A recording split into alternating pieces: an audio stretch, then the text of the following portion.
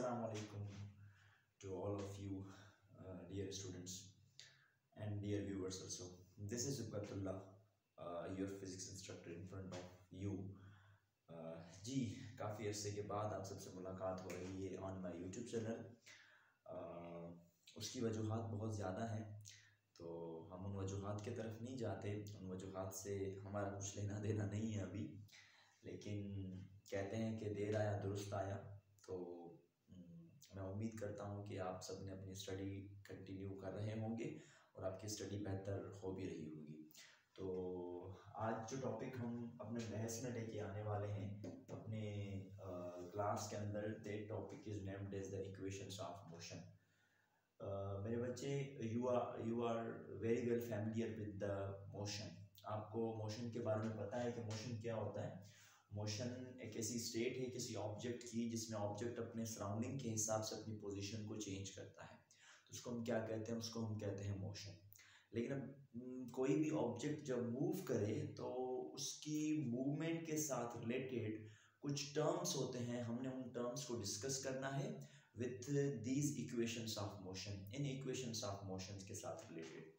तो अभी जो हम इक्वेशंस ऑफ मोशन को पढ़ने वाले हैं या समझने वाले हैं, वो इक्वेशंस ऑफ मोशन तीन होती हैं बज़ाहिर।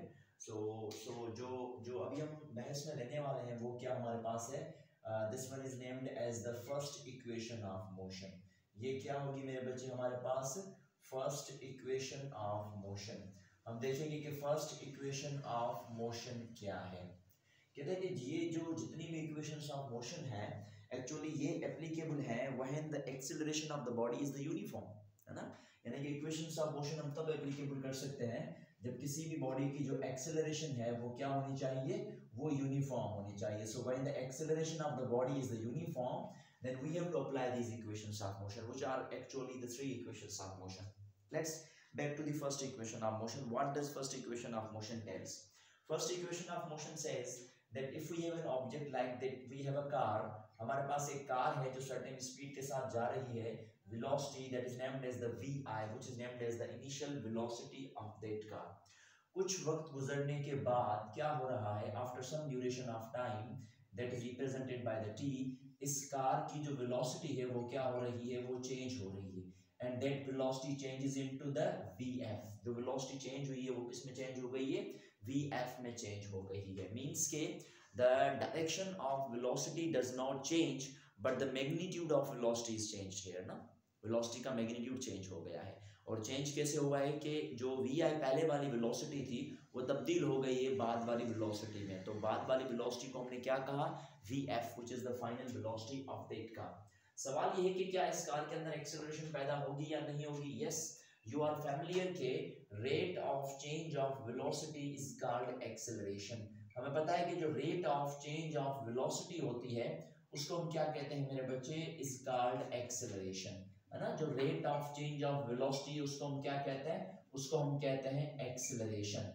सो अगर मैं इसी जो है वो डेफिनेशन को मैथमेटिकल इक्वेशंस में लिखना चाहूँ तो I have to write down there acceleration is equal to change in velocity divided by time. यानी कि जब किसी बॉडी की वेलोसिटी चेंज हो with respect to time, it means कि उसके अंदर तेजी पैदा हो चुकी है, एक्सेलरेशन पैदा हो चुकी है। अच्छा, what does this delta v represents? Delta v represents that final velocity minus initial velocity. तो एक्सेलरेशन किसके बराबर आ जाएगी? डेल्टा v, और डेल्टा v की जगह पर हम क्या रखेंगे? vf minus vi and divided by t, जिसको हम t के साथ डिवाइड कर देंगे।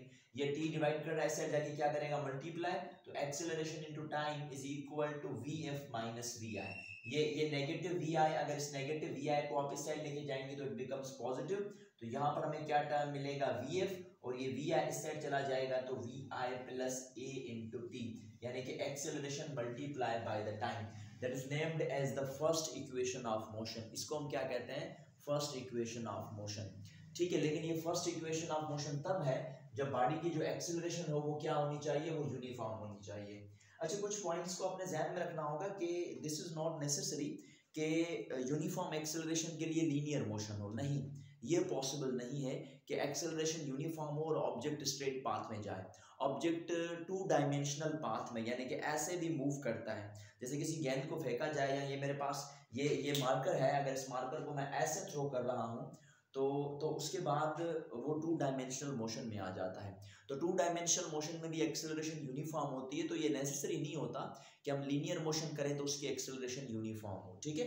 तो वो लीनियर मोशन भी हो सकता है, मतलब एक पाथ में, एक डायमेंशन में भी हो सकता है और 2 डायमेंशंस में भी हो सकता है, लेकिन कंडीशन ये है कि उसकी एक्सेलरेशन यूनिफॉर्म हो। ओके, तो ये एक्सेलरेशन हम मालूम कर सकते हैं यहाँ से, Vf की वैल्यू कैलकुलेट कर सकते हैं आप यहाँ से Vi की वैल्यू कैलकुलेट कर सकते हैं आप, यहाँ से एक्सेलरेशन या टाइम की गिवन वैल्यू को कैलकुलेट कर सकते हैं। तो ये था हमारा जो पहला lecture about first equation of motion, जिसको आपने जहन में रखना है। और जो हमारा नेक्स्ट लेक्चर होगा वो क्या होगा, on the second equation of motion. Thank you.